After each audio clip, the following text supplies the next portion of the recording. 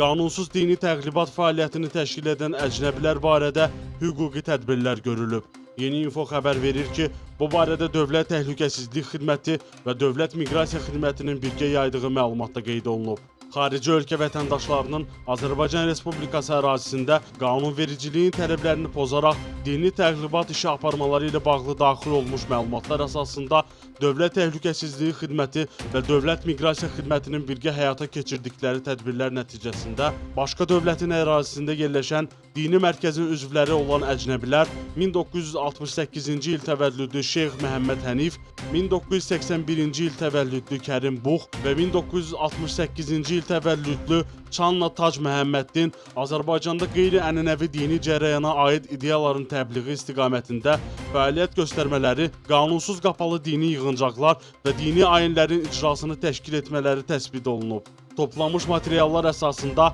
adları qeyd olunan xarici ölkə vətəndaşlarının dini etiqad azadlığı haqqında Azərbaycan Respublikasının qanunun tələblərini zidd fəaliyyət göstərmələri müəyyənləşdirilərək onların bu əməllərinin qarşısı alınmış və həmin şəxslər Miqrasiya Məcəlləsinin 79.1.2 maddəsinə əsasən ölkə hüdudlarından kənara çıxarılmışdır.